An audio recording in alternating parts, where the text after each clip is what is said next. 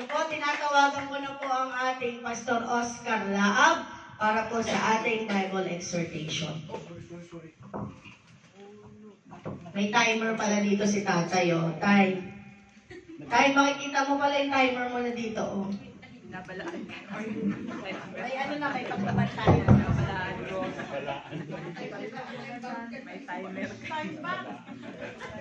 Jai, alam mo na yan, Jai, ha? Okay, magandang umaga po sa ating lahat. Ako'y muli natutuwa. Sobrang saya ko na nagmumultiply po ang mga anak ng Diyos sa Iglesia ng TCFIM. No? So, ngayon, uulitin ko lang po doon sa topic na ating napag-aralan nung nakaraan. Ito po ay tungkol sa isang kung paano magbahagi ng salita ng Panginoon. So, ang panghuli daw ng isda, maraming paraan. May gumagamit ng pamingwit, may gumagamit ng lambat, no? So, ito po ay ipapakita ko sa inyo mga kapatid ang pamaraan ng evangelism explosion. No? So, pero tatalakayin din natin sa susunod kung paano mag-lay or magpresenta ng gospel using the four spiritual laws. Ito, pahapyaw lang po ito dahil matagal po ito. Yung sa YouTube, makita po ninyo yung presentation na ginamit ni Princess Ponsalan. It takes 40 minutes, no? So, ito po. Ito, tinanong ko na to nung nakarang Friday. Nagtanong ako nung last Friday sa congregation, sa mga dumalo, kung sino po yung nagkaroon ng katiyakan na sila po ay makapasok sa langit kung sakaling sila ay kukunin ng Panginoon. No, may mga nagsasabing sure na sila po ay papasok sa langit. Meron ding hindi sigurado. No? Pero ito yung tanong, ito yung pag mag-share tayo ng gospel using the evangelism explosion or EE format, ito po yung unang panimula, no? Nagtatanong, katulad nung ginawa ko, sabi doon sa English, do you know for sure that you are going to have to be with God in heaven when you die? Diba, men? So, alam niyo kung sino yung nagsabi na hindi daw sila sigurado. Ngayon, para doon sa mga sigurado or naniwala na sila po ay pupunta o makapasok sa langit kung sila po ay kinuha na ng Lord, may nagsasabi na sila ay sure, no? May pangalawang tanong doon, sabi nga, halimbawa, ang Panginoon, sabi niya dito, if God were to ask you, why I should let you into my heaven? Why should I let you into... Kung sa Tagalog, bakit kita papasukin sa aking langit? Meron din nga nagsasabi kasi,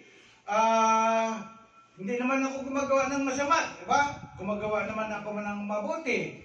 So, meron din nga nagsasabi na yung talagang ugma din doon sa sinasabi ng Biblia. Ngayon, sa atin, may nagsagot noong nakaraan ang tanong, bakit kita papasukin sa akin? Anong magiging sagot ninyo? Ate Isabel, ano ngayong sagot mo? Dahil anak po niya po. Dahil anak niya. Bakit siya naging anak ng Diyos? Bakit siya naging anak niya? Dahil naniniwala po ako kay Lord na siya lang po yung naglikha sa atin. Okay. Sino pa yung may ibang sagot dyan? Bakit? O, ikaw, Kuya Marlon, naniwala ka na anak ka ng Diyos. Bakit ka naging anak ng Diyos? Dahil po tinanggap ko po siya ng Panginoon na natin nakapagligtas. Praise God. Sana hindi ko na tinanong muna si Kuya Marlon. Okay. So dahil po tinanggap niya si Jesus Christ being His personal Savior and Lord. Okay. Pangalawa. Sabi nga doon ng iba na hindi nila alam, no? Sabi na, hindi sila sure, no? Doon sa pangalawang tanong, na kung ano sasabihin nila. Pero ito pala, dito pa lang sa lupa, kasi may nagsasabi, di ba, ang sabi nila, di ba, ang Diyos lamang ang nakakaalam nun? Pero sabi nga, ito pang ang magandang balita, no, na kung saan, this is the best news. Ito yung napakagandang balita na marinig po natin sa buong buhay natin. Ano po ito?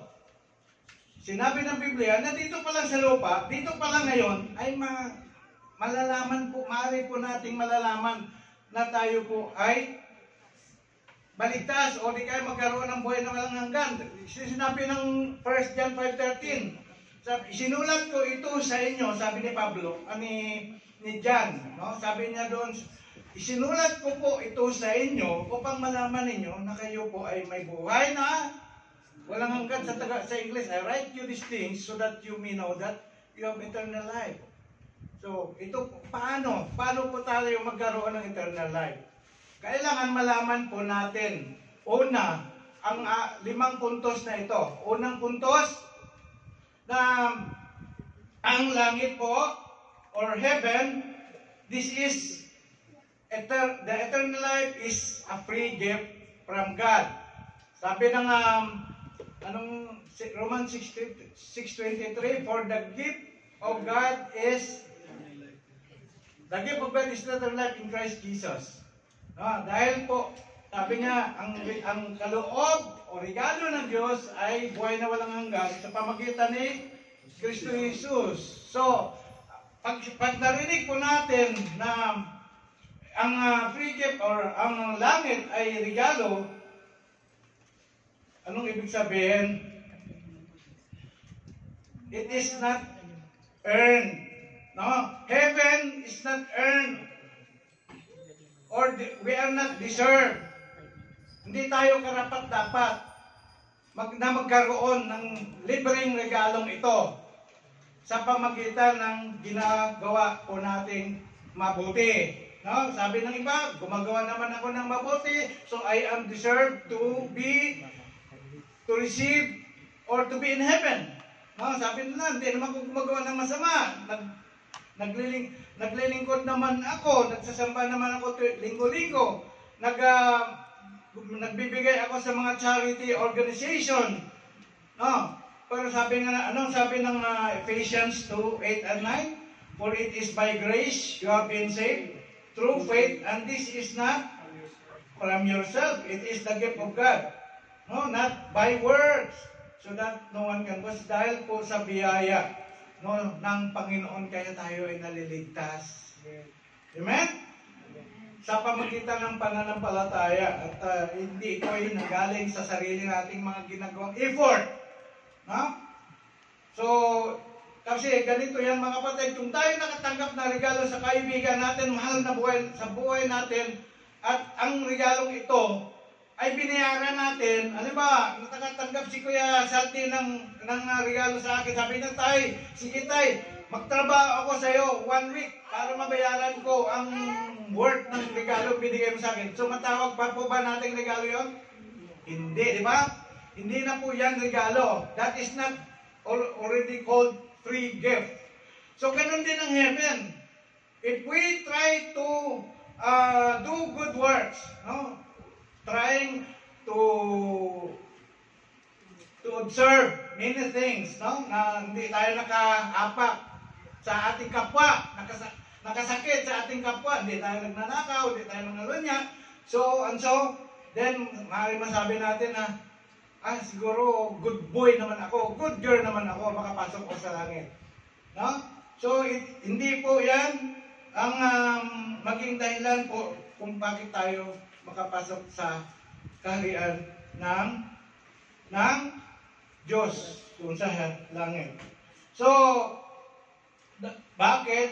Why is it not one more than no one can earn his way to heaven? Why is it that no one can earn his way to heaven? Ito ay maging malinaw kapag nakita po natin ang sinasabi ng Biblia tungkol sa tao. Ang tao po ay likas na makasalanan. sabi sa Romans chapter 3 verse 23, ang lahat ay nagkasala at walang sinuman nakakaabot sa panuntunan ng Diyos. So, dahil po ang tao ay makasalanan, hindi niya kayang iligtas ang kanyang sarili. Amen. Pagpalagay natin, sabi natin, ang kasalanan ko, maliit lang naman, venial sin lang naman, hindi naman talaga mortal sin eh. Pero ang siling maliit at siling malaki, sili pa rin yan. Manghang pa rin yan. Maring may sweet chili ngayon, pero ang term dyan, ang tawag na sili. No? So, ganito mga kapatid, diniscuss din natin kung ilang beses ang isang tao magkasala sa isang araw. At palagay natin, 3 lang, parang anghel na yun. Kasi 3 beses lang siya nagkasala eh. Ano mang ang kasalanan, ano mang bagay na dapat mong gawin, hindi mo ginawa, kasalanan yon. Ano mang bagay na hindi mo dapat ginawa, at ginawa mo, yan ay kasalanan din. So we have 2 types of sin. Sin of omission and sin of commission. You committed sin. Nag-disobey ka. Okay. So pag binilang ang 3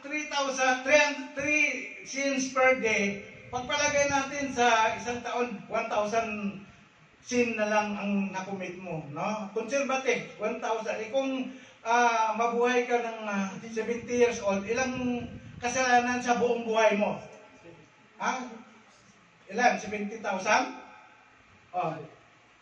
Pagpalagay natin, 70,000. Ito dito sa lupa.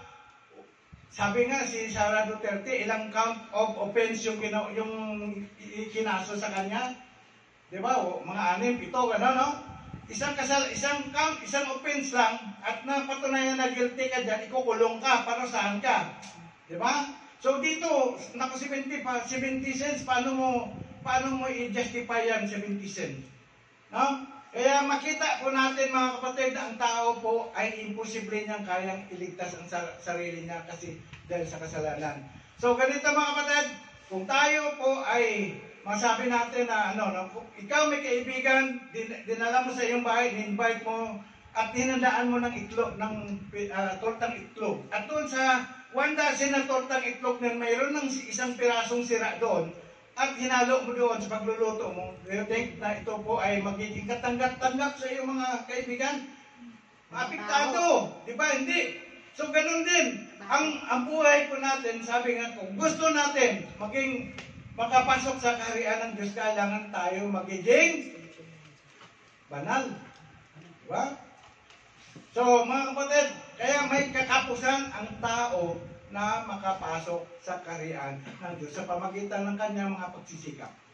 Amen? Ito ay mas lalong malinaw para sa atin kung makita po natin ang sinasabi ng Biblia tungkol ano ba yung Diyos.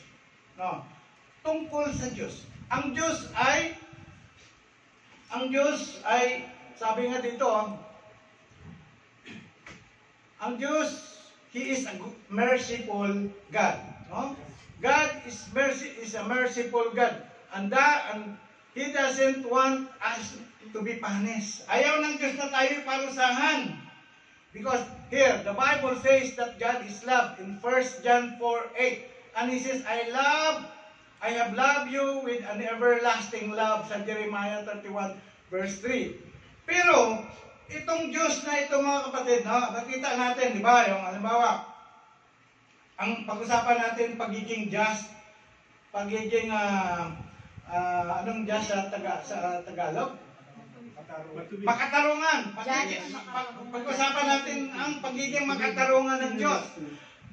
Kapag ikaw ay nahuli ng pulis, dahil doon sa CCTV camera, talagang nakita na ikaw nagkasala at dinala ka sa harap ng Diyos at sinabi mo, mahal na Judge, patawarin mo ako sa aking ginawang pagnanakaw o di ka pang hold up sa bangko.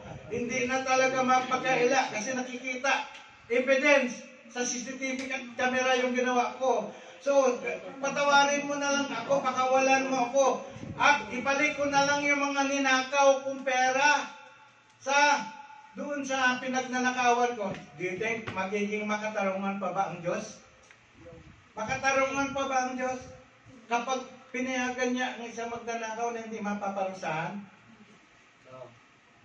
Hindi, no? So, kung ang tao na dapat magparusa, yung mga judge dito, sa mga inabla at yung mga nagkasala, paparusahan niya, gaano pa kaya ang Diyos? No? Gaano pa kaya ang Diyos na He is the just God?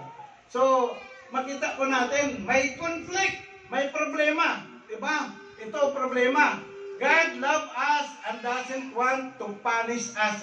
Mahal tayo ng Diyos, kaya ayaw niya tayo parusahan.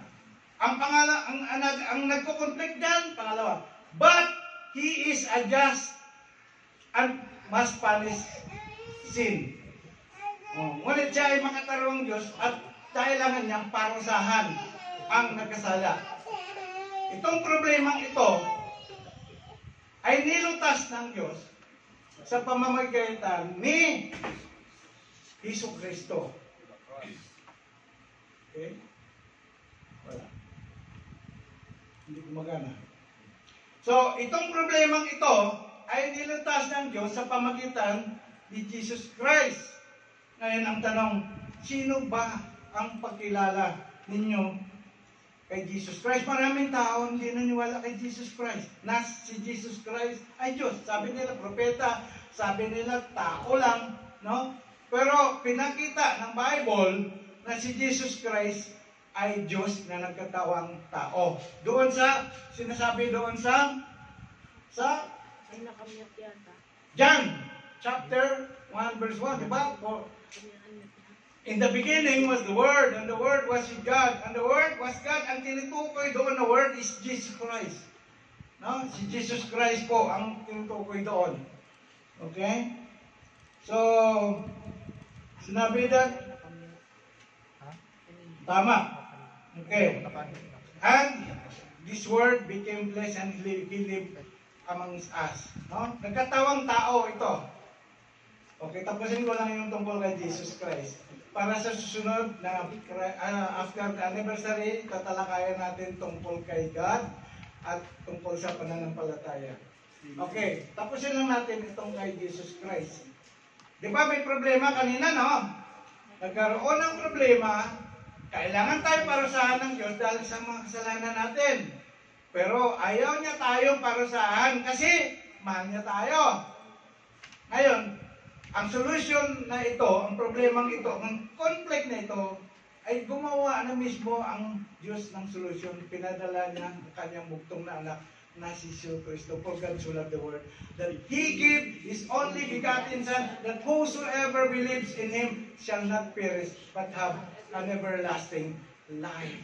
So, Christ Jesus died for us in the cross of Calvary to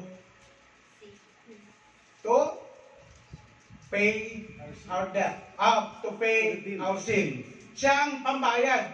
The Lamb of God, no? Who takes away the sin of the world. It is Jesus Christ. Kaya tinatawag natin siya na Jesus Christ is our Savior. Because dapat tayo parusahan. Pero dahil doon sa ginawa niya na inako niya ang parusa na dapat ang tatanggap. No? Siya ang umako, ako na lang ang parusahan, pinadala ng God the Father siya para siya ang paparusahan, ipako sa cross, suntukin, no? Tusukin ng sibat sa tagiliran, lagyan ng kurunang tinik, no?